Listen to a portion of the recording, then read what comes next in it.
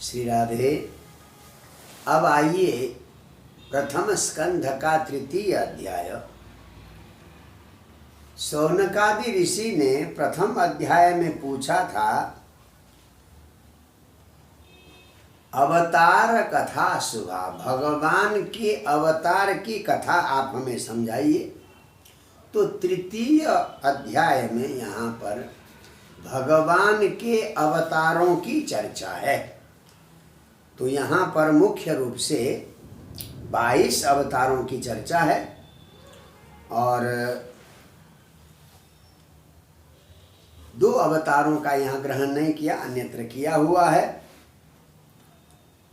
कहते हैं भगवान जब योग निद्रा में सोए हुए थे तो उनके नाभि कमल से एक नाभि से कमल निकला, ब्रह्मा, उसमें ब्रह्मा उत्पन्न हो गए और उसी कमल से समस्त लोकों का निर्माण किया। तो इस प्रकार से नारायण ही समस्त अवतारों का मूल है। तो यहाँ पर अलग अलग अवतारों की चर्चा हुई है और अंत में श्री राम और श्री कृष्ण को पूर्णावतार माना है। अन्य कोई कलावतार है तो कोई अंशावतार है। तो ये 19वां और 20वां जो है ये राम और कृष्ण ये पूर्णावतार माना गया है। अब अंत में कहते हैं कि अवतार का मतलब क्या है। बहुत विवेचनीय विषय है। आप देखें 26वां तृतीय अध्याय का 26वां श्लोक देखें। अवतारा ह्यसंख्येया हरे सत्वनिधे द्विजा यदा विदासिनः कुल्या सरसस्यु सहस्रशः। यूं तो भगवान के अनंत अवतार है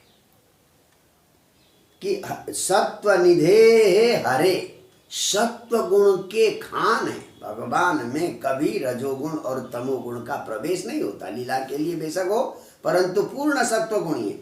तो सत्व निधे हरे, सत्व के खजाने भगवान श्री हरि के असंख्या अवतारा, असंख्य अवतार है। जिनको असंख्य का अर्थ है जिनको गिनती ही नहीं कर सकते।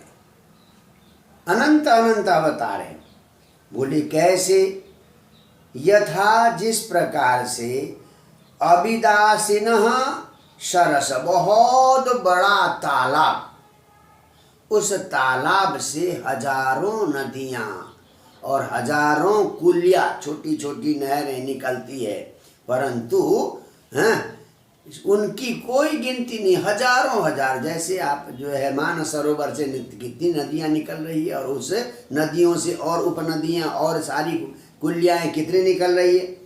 तो अविदासिनः सरस, बहुत बड़े तालाब से सहस्रशः कुल्या यथा, जैसे हजारों कुलिया कहते हैं छोटी छोटी नहरें जिससे हम खेती में पानी देते हैं, जैसे निकलती हैं वैसे ही नारायण से अनंत अनंत अवतार निकलते हैं। कि भाई अवतार तो 24 की गिनती है, यहाँ अनंत अनंत की बात क्या हो रही।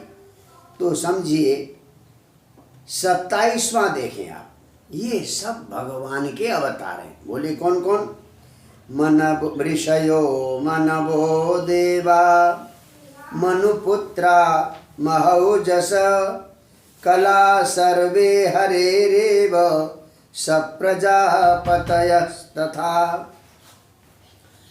ऋषय, बड़े बड़े ऋषि, मुनय, मुनि, देवा, देवता, मनुपुत्रा, मनु के पुत्र, और महाओजस, जो भी ओजस्वी व्यक्ति है, तेजस्वी व्यक्ति है, ये सब के सब, सर्वे सब के सब, हरे एव कला, ये भगवान की ही कला है। आप जिस व्यक्ति में विशेष ऊर्जा देखते हैं, जिस व्यक्ति में विशेष उत्साह देखते हैं, जिसमें सामर्थ्य देखते हैं, ये सब भगवान के कलावतार हैं। सब प्रजापति, जितने प्रजापति, दक्ष आदि प्रजापति, ये भी भगवान के कलावतार हैं। तो जो जो महापुरुष अभी भी जमीन में पैदा हो रहे हैं और लोक कल्याण करते हैं, लोगों का उद्धार करते हैं, सन्मार्ग दिखाते हैं, कुप्रथाओं का विरोध करते हैं, वे सब भी भगवान के कलावतार ही हैं। तो इसलिए तो अवतार की जो हमारे यहाँ अवधारणा है वो बड़ी व्यापक अवधारणा है कि अवतार जो है अनंत है। तो इसलिए ये अवतार की यहाँ चर्चा है। तो अब यहाँ अंत में कहा है 28वां देखें आप, एते चांस कला पुंसः कृष्णस्तु भगवान स्वयं इंद्रारिव्याकुलं लोकम मृडयन्ति युगे युगे।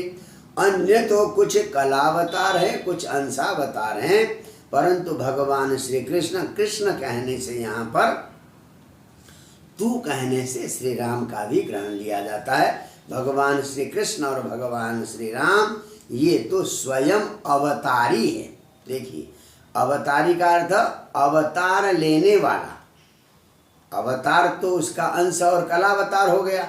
वो स्वयं अवतारी ही कृष्ण के रूप में और राम के रूप में आए हैं। तो इसलिए भगवान के मुख्य रूप से वैसे 24 अवतार है, उन 24 में से भी दशावतार की चर्चा है। दशावतार ज़्यादा महत्वपूर्ण है, परंतु देखा जाए जो जो महापुरुष, जो जो विशिष्ट पुरुष, जो जो शक्तिशाली पुरुष, जो जो लोकोपकारी पुरुष मिलते हैं वे भी भगवान के कलावतारी हैं। इसलिए उनके बताए रास्ते को स्वीकार करना मनुष्य का कर्तव्य है। तो ये अवतार की अवधारणा बहुत व्यापक है, क्योंकि परमात्मा का अंश ही जीवात्मा है। तो उस परमात्मा के अंश में जो परमात्मा की शक्ति थोड़ी ज़्यादा आ जाती है तो वो महापुरुष बन जाता है, और उसी महापुरुष को हम क्या कहेंगे?